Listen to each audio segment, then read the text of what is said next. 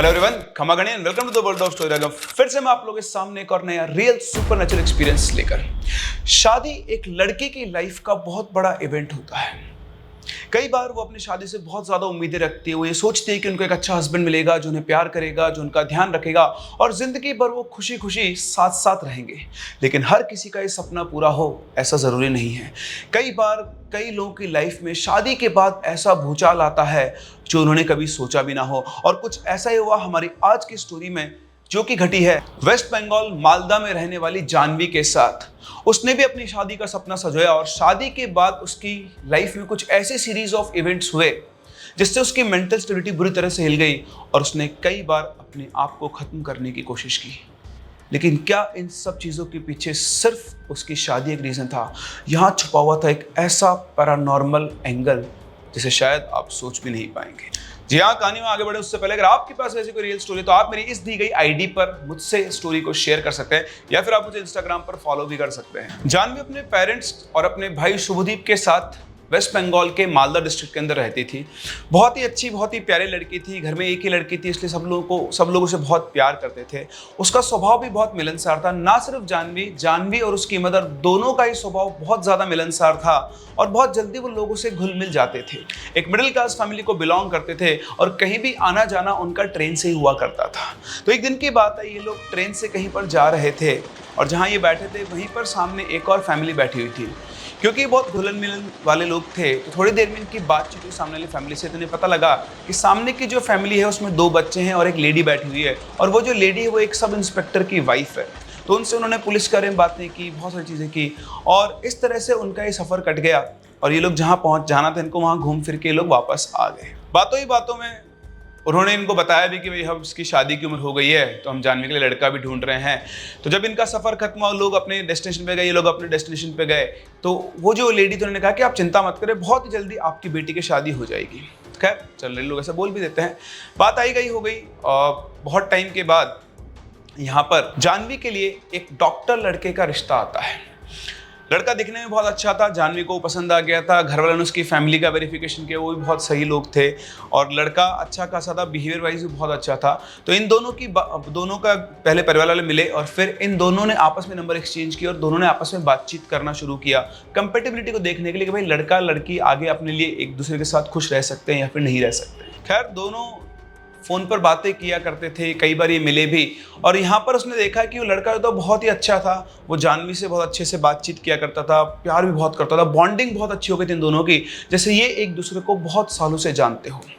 फरवरी 2020 में इन दोनों की शादी कर दी गई और शादी के बाद से ही जानवी की दुनिया बिगड़ने लगी। उसके ऊपर दुखों का पहाड़ टूटना शुरू हो गया। शादी के कुछ दिनों के बाद उसके पति ने रंग बदलना शुरू किया।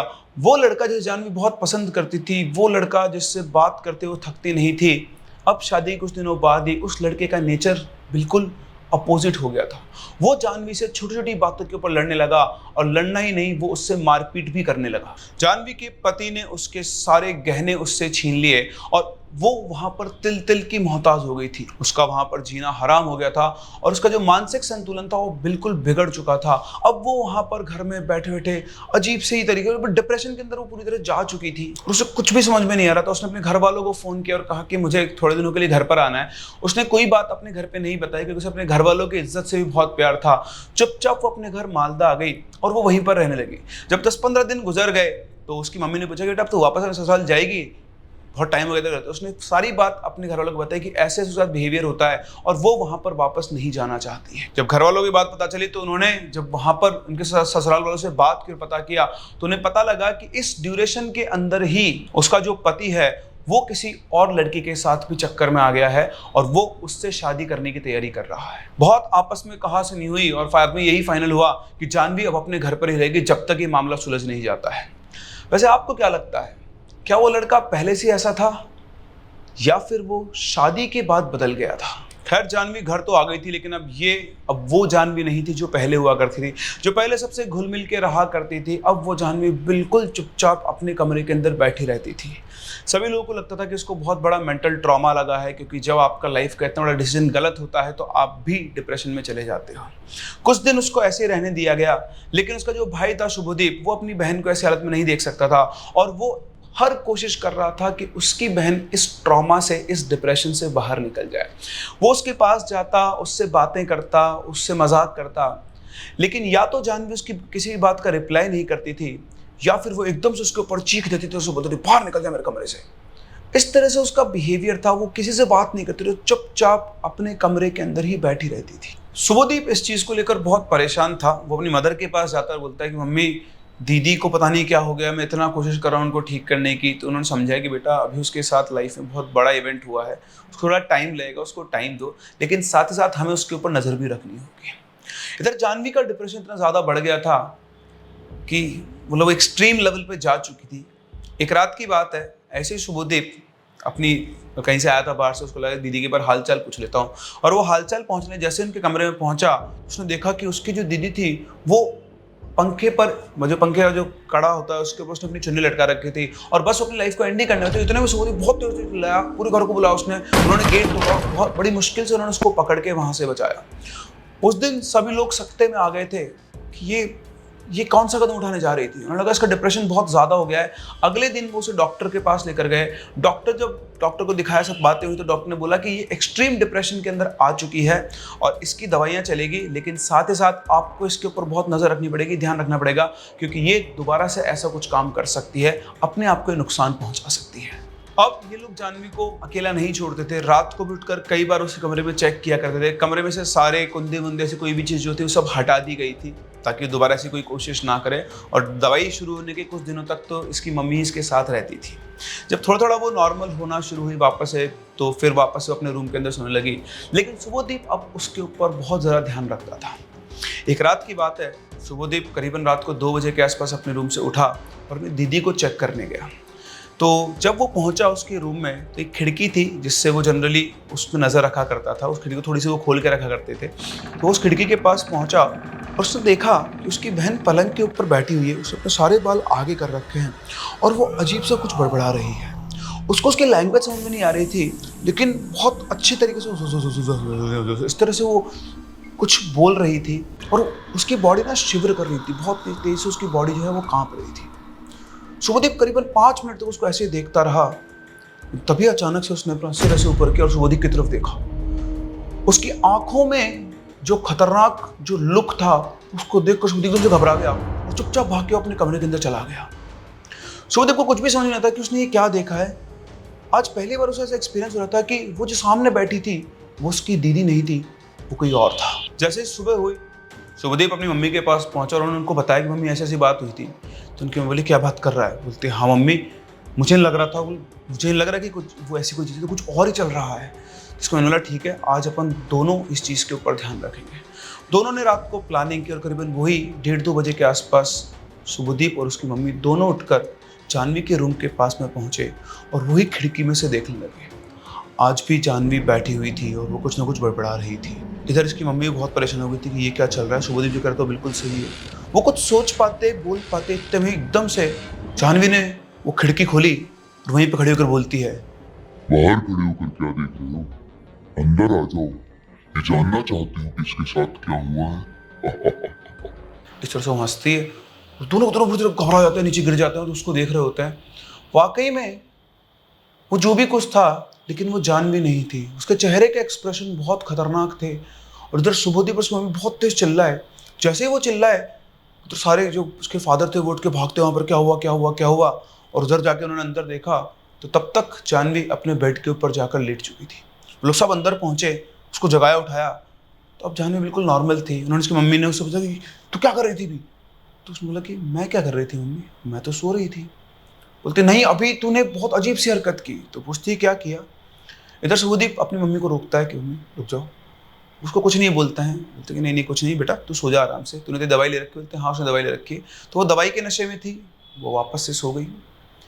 सुबह जब हुई तो शुभदीप और उसकी मम्मी आपस में पास में बैठे हुए थे। इन्होंने इनके फादर को बुलाया और बताया कि रात को क्या इंसिडेंट हुआ था। कि फादर ने बोला तुम लोग का दिमाग खराब है, उन सब बातों में विश्वास नहीं करते थे। बोले उसकी तबीयत खराब है, डिप्रेशन के अंदर हो, तुम उस बच्ची के ऊपर पता नहीं कौन कौन से इल्जाम लगा रहे हो, तुम लोग ठीक तो हो? उसकी दवाई चल रही है, उसकी दवाई चलने दो।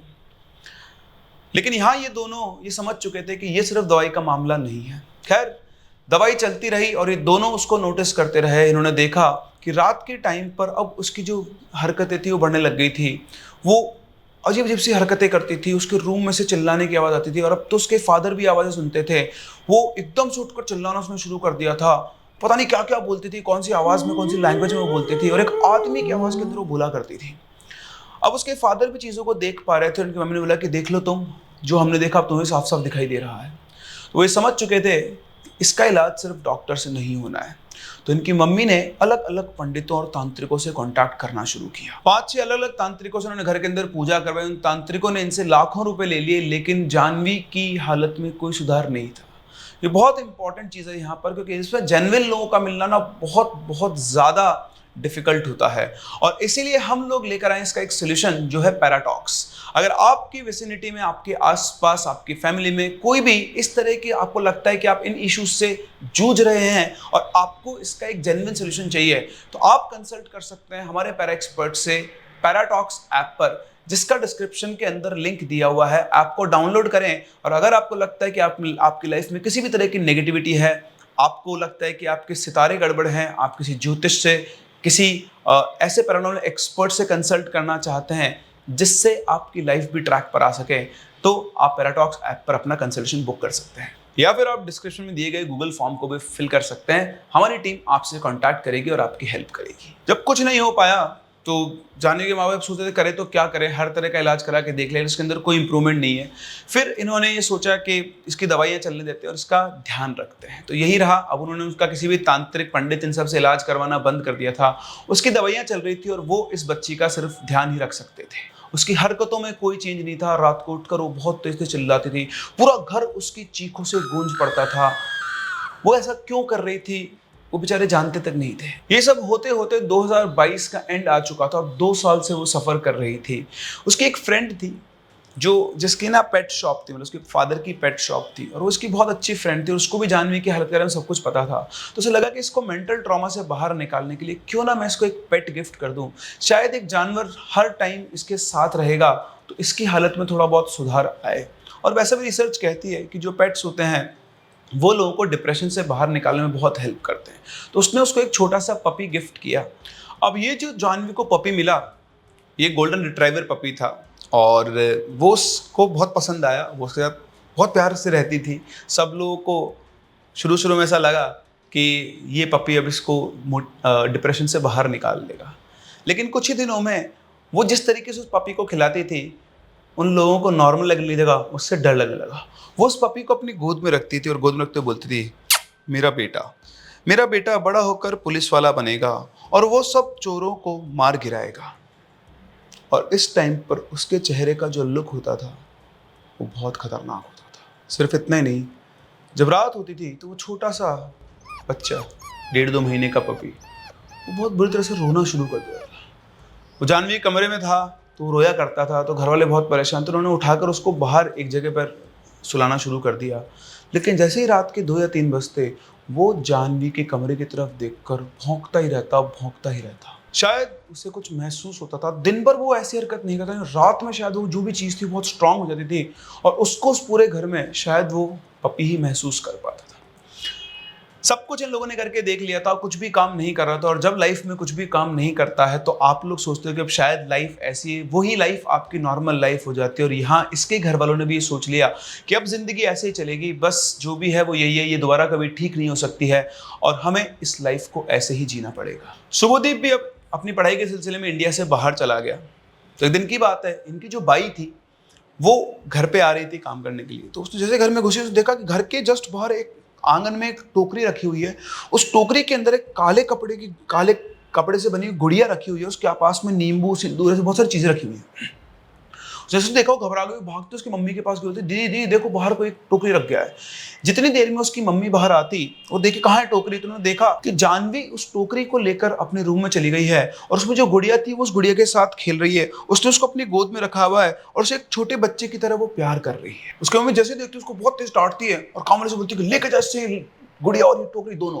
वो बड़ी मुश्किल से टोकरी छीनती है, गुड़िया छीनती है काम वाली बाई और वो उसको उठा के बाहर ले जाती है, और जैसे ही वो उसको लेकर जाती है, इधर जानवी बुरी तरह अनकंफर्टेबल लग जाती है और वो बहुत तेज से चीखती है कि ऐसा मत करो, ऐसा मत करो, इससे मुझसे दूर लेके मत जाओ, इससे मुझसे दूर लेके मत जाओ। और वो बहुत तेज तेज चीख चीख कर रोना शुरू कर देती है। उसकी मम्मी वहां से निकल के उसे कमरे में बंद कर देती है और बस वो इस सोच में पड़ जाती है कि आखिर हमारे घर में ये टोकरी रखी किसने? क्या ये कोई काले जादू की चीज है जो हमारे घर पे कर रहा है?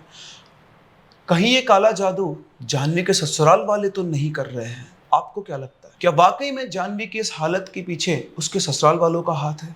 उसकी मम्मी ने बहुत कोशिश की पता करने की, लेकिन उन्हें कुछ पता नहीं चल पाया। उन्हें लगा कि मैंने पहले भी तो पूजा करवाई है, अगर कुछ काला जादू होता तो शायद वहीं पे पकड़ में आ गया होता। खैर, जिंदगी फिर चलती रही और 2024 आ गया और अब पूरे घर में और अड़ोस पड़ोस में, रिश्तेदारी में किसी को भी उम्मीद नहीं थी कि जानवी कभी ठीक हो जाएगी। सबको ये लगता था कि या तो ये एक दिन मर जाएगी या फिर ये ऐसे ही पागलों की तरह जिंदगी को खत्म करेगी। लेकिन वो कहते हैं ना कि जब आप सही है तो चाहे दुनिया में कोई और आपकी मदद करने आए ना आए, भगवान जरूर आपकी मदद करने आता है।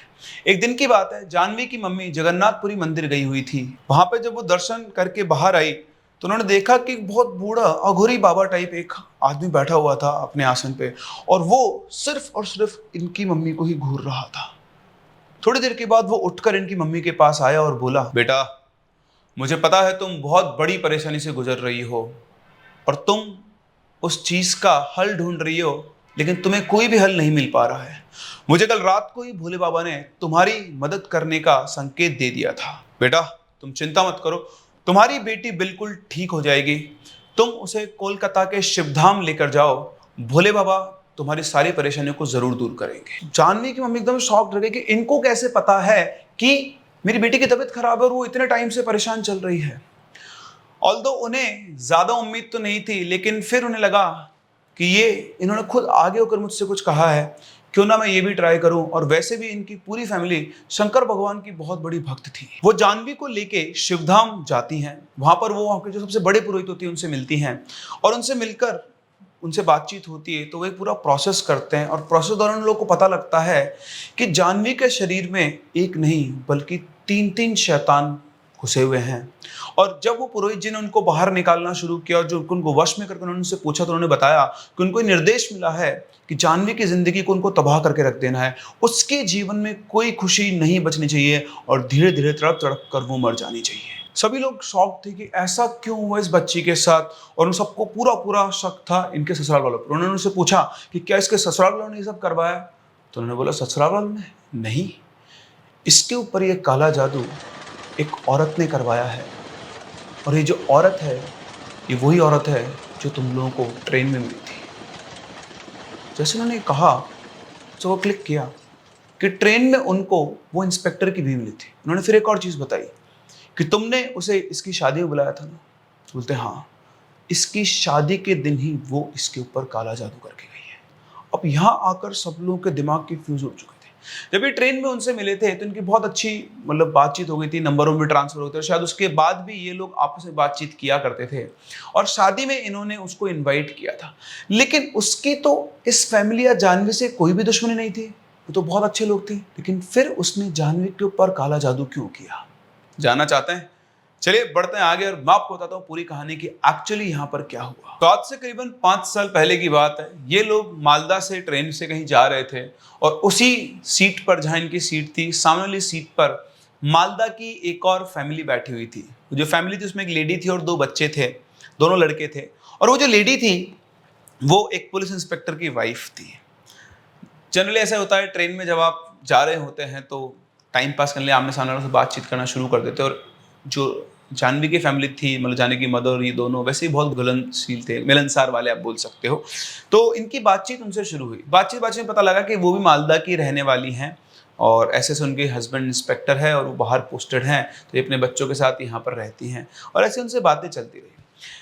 सफ़र जब तक खत्म हुआ, इन लोगों की बहुत अच्छी बॉन्डिंग हो चुकी थी। नंबर इन्होंने एक दूसरे से एक्सचेंज कर लिए थे। जब ये लोग वापस आए तो फ़ोन पर उनसे बात हुई, घर पे बुलाया, है ना। ऐसा होता है, आप सेम शहर में रह रहे हो तो मिलना जुलना हो जाता है, आपसे बातचीत करके व्यवहार जब अच्छा हो जाता है। तो वो लेडी जो थी वो इनके घर में आने लगी। अच्छा, जब ये ट्रेन में भी थे तब भी वो जो लेडी थी वो जानवी की बहुत तारीफ कर रही थी कि बेटा कितनी सुंदर हो तुम, है ना, उसको कॉम्प्लीमेंट्स दे रही थी। जब वो घर पे आती थी तब भी वो जानवी के ऊपर उनका बहुत ज़्यादा फोकस रहता था। जानवी उनके पास अगर बैठती तो वो उसे कहती बेटा ऐसे नहीं बैठते, ऐसे बैठते हैं, अरे ऐसे मत बोलो, ऐसे बोलो। वो ऐसे बिहेव कर रही थी जैसे वो जानवी की सास हो। लेकिन घर के सभी लोग इग्नोर करते थे कि ठीक है, थोड़ी एज में बड़ी थी वो, तो बड़े लोग बच्चों को समझाते रहते हैं, तो इसी वे में वो जानवी को समझाती होगी। लेकिन किसको पता था कि उसके मन में तो कुछ और ही चल रहा था।